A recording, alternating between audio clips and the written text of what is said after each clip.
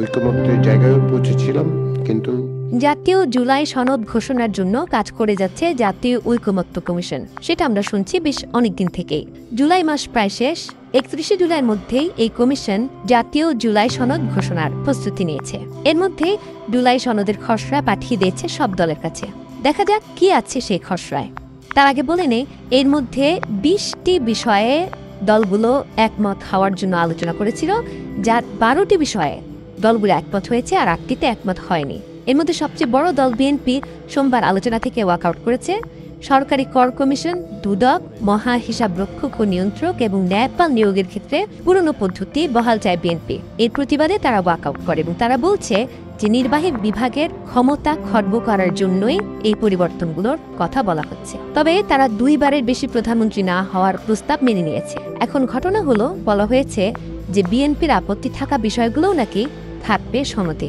তাহলে খসড়াটাকে কিসে স্বাক্ষর করে সব দলকে একমত হতে হবে? এর মধ্যে 5টি বিষয় মূলত ভূমিকা। এই ভূমিকাগুলোর মধ্যে আছে প্রথমেই পটভূমি, যেখানে জুলাই আন্দোলনের পটভূমি বর্ণনা করা হয়েছে। একটু যদি পড়ি সেখান থেকে, রাষ্ট্র সংস্কার, বিশেষ করে সংবিধানের মৌলিক সংস্কার, নির্বাহী ব্যবস্থার পুনর্গঠন, গণতান্ত্রিক ব্যবস্থার অনুশীলন, স্থানীয় বিচার বিভাগ প্রতিষ্ঠা এবং সুশাসিত, জবাবদিহিমূলক ও দুর্নীতিমুক্ত সরকার ব্যবস্থা প্রতিষ্ঠার ঐতিহাসিক সুযোগ সৃষ্টি হয়েছে, যা সদ্ব্যবহার করা আমাদের সকলের পবিত্র দায়িত্ব। এখানে উদ্দেশ্যটি কিন্তু খুব পরিষ্কার, মূলত রাষ্ট্রের মৌলিক প্রতিষ্ঠানগুলোর পরিবর্তন আনাটাই লক্ষ্য। দ্বিতীয় অংশে বলা হচ্ছে সংস্কার কমিশন গঠন।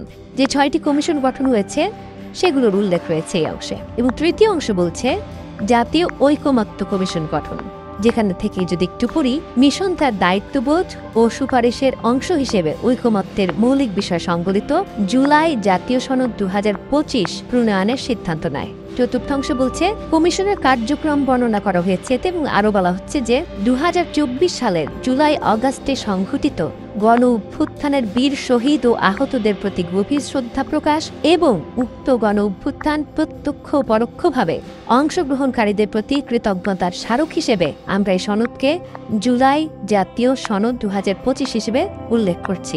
দর্শক, এরপরেই আসছে আসলে মূল অংশটি, পঞ্চম অংশ, ঐকমত্যে উপনীত হওয়ার বিষয়সমূহ।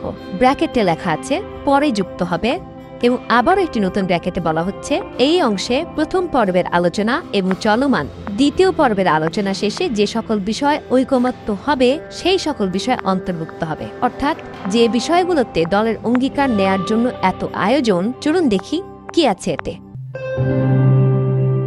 বলা হচ্ছে, আমরা নিম্ন স্বাক্ষরকারীগণ এই মর্মে অঙ্গীকার করছি যে হাজারো মানুষের জীবন ও রক্ত এবং অগণিত মানুষের সীমাহীন ক্ষয়ক্ষতি ও ত্যাগ তিতিক্ষার বিনিময়ে অর্জিত সুযোগ এবং তৎপ্রেক্ষিতে জন আকাঙ্ক্ষার প্রতিফলন হিসেবে দীর্ঘ ধারাবাহিক প্রক্রিয়ার মধ্যে দিয়ে প্রণীত ও ঐকমত্যের ভিত্তিতে গৃহীত জুলাই জাতীয় সনদ 2025 পূর্ণ বাস্তবায়ন নিশ্চিত করব। অর্থাৎ যে সরকারই আসুক এই সনদটাকে মেনে নিতে হবে। 2 নম্বরে বলছে, জুলাই জাতীয় সনদ 2025 দেশের শাসন ব্যবস্থা তথা সংবিধান, বিচার ব্যবস্থা, নির্বাচন ব্যবস্থা, জনপ্রশাসন, পুলিশি ব্যবস্থা ও দুর্নীতি দমন ব্যবস্থার বিষয়ে যেসব প্রস্তাব, সুপারিশ এই সনদে লিপিবদ্ধ রয়েছে সেগুলো বাস্তবায়নের জন্য সংবিধানের প্রয়োজনীয় সংশোধন, সংযোজন, পরিমার্জন, লিখন, পুনর্লিখন এবং বিদ্যমান আইনের প্রয়োজনীয় সংশোধন, পরিবর্তন, পরিমার্জন, লিখন, পুনর্লিখন বা নতুন আইন প্রণয়ন, প্রয়োজনীয় বিধি প্রণয়ন বা বিদ্যমান বিধি ও প্রবিধির পরিবর্তন বা সংশোধনের প্রতিশ্রুতি দিচ্ছে। অর্থাৎ এই যে আমরা শুনছি 72-এর সংবিধান ফেলে দিতে হবে, এগুলো সব মুজিববাদ, সেসব কিছু মেনে নিতে হবে এবং সংবিধান যতখানি দরকার ততখানি বদল করতে হবে। প্রশ্ন হলো, প্রয়োজনীয় সংস্কার অথবা প্রয়োজনীয় পরিমার্জন অথবা প্রয়োজনীয় পরিবর্তন, পরিমার্জন, এই প্রয়োজনটি কে নির্ধারণ করবে? 3 বলা হচ্ছে, এই সনদ গৃহীত হওয়ার পরে পরবর্তী জাতীয় নির্বাচনের মাধ্যমে সরকার গঠনের 2 বছরের মধ্যে সম্পন্ন করতে হবে এবং এসব সংস্কার টেকসই করতে অঙ্গীকার করছি। মানে আবারও যেই দলই ক্ষমতায় আসুক 2 বছরের মধ্যে এই সনদ বাস্তবায়ন করতেই হবে এবং যে যে পরিবর্তন আসবে সেগুলো যাতে টিকিয়ে রাখা হয় সেটা নিশ্চিত করতে হবে।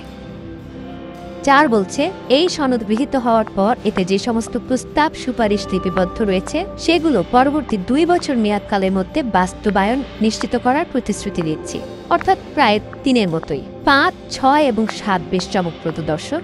মূলত একই কথা 3 বার বলা হচ্ছে, অনেকটা 3 সত্যি আদায় করে নেয়ার মতো। 5 বলছে জুলাই জাতীয় সনদ 2025 বাস্তবায়নের প্রতিটি ধাপে আইনি ও সাংবিধানিক সুরক্ষার পূর্ণ নিশ্চয়তা বিধান করব।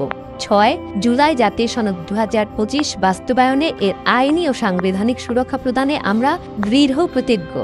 এবং 7 2024 সালের বৈষম্য বিরোধী ও গণতান্ত্রিক আন্দোলন ও গণ অভ্যুত্থানের ঐতিহাসিক তাৎপর্যকে সংবিধানে যথাযোগ্য স্বীকৃতি দিতে অঙ্গীকারবদ্ধ থাকব।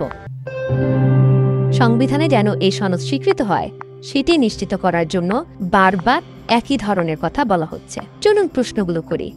আব্দুল নূর তুষার এর মধ্যেই জানতে চেয়েছেন এটি সনদ নাকি মুচলেকা। এই মুচলেকায় সই না করলে পরের বার সরকারে আসা যাবে না? সরকারে আসার পর যদি কেউ এগুলো না মানে তাহলে কি হবে? সশস্ত্র বিপ্লব? দর্শক, লক্ষ্য করলে দেখবেন এখানে বারবার একটি বিষয়ে কি গুরুত্ব দেওয়া হয়েছে, সংবিধান সহ সকল নির্বাহী পদ্ধতির পরিবর্তন আনতে হবে এবং এই সনদকে সংবিধান দিয়ে সুরক্ষা দিতে হবে। কার সুরক্ষা নিশ্চিত করার জন্য অধীর হয়েছে এই কমিশন? আর আপনারা নিশ্চয়ই জানেন যার ডাকে 32 ভাঙা পড়ে, বুলডোজার আসে, সেই পিনাকি ভট্টাচার্য কিন্তু অনেক আগেই লাউড অ্যান্ড ক্লিয়ার করে বলেছেন জুলাই সনদে ইসলামিক রিপাবলিক অফ বাংলাদেশের ঘোষণা থাকতে হবে। চলুন অপেক্ষা করি এই মুচলেকায় কে কে সই করে সেটা দেখার জন্য।